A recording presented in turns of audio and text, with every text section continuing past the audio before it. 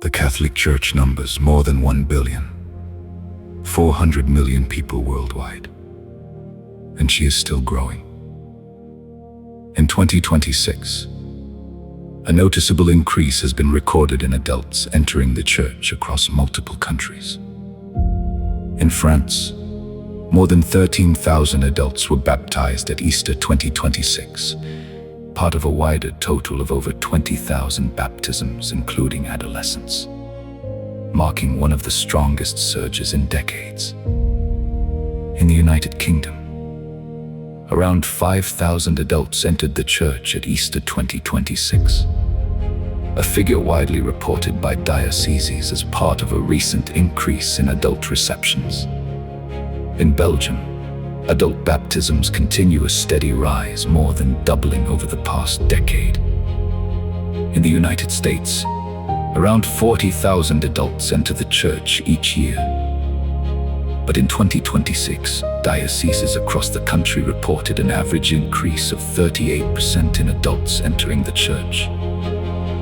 Across countries, across cultures, across very different histories, a pattern is beginning to emerge. A quiet influx. And across many dioceses, the question of vocations has become increasingly urgent. Young adults, former atheists, former Protestants. And they came home. They came home. Some came from churches with stages. Some came from churches with smoke machines. Some came from churches with no altar, no tabernacle, no priest. And they found the Catholic Church. And then, almost immediately, some of them heard another voice. Not the voice of YouTube, not the voice of comment sections, not the voice of caution disguised as certainty. A quieter voice, a voice that asked, "What if I am calling you to more?" And they said, "Lord, I've only just arrived."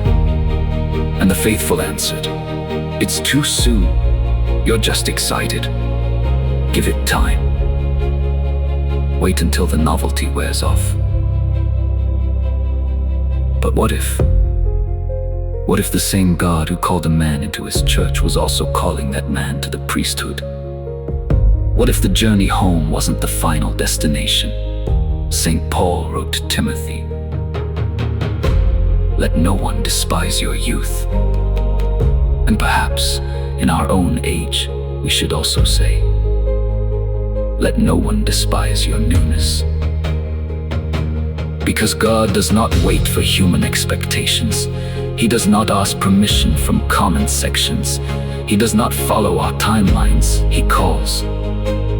And when he calls, the only question is whether we will listen. So pray, study, discern with humility. But do not mistake the loudness of human voices for the authority of God's voice. Because sometimes the world speaks so loudly that we forget the shepherd still speaks softly. If Christ is not calling, no amount of encouragement can create a vocation. And if Christ is calling, no amount of doubt can silence his voice. So when every other voice has finally become quiet, ask only one question. Lord Jesus, was it only to come home that you called me? Or was it to serve your church at your altar?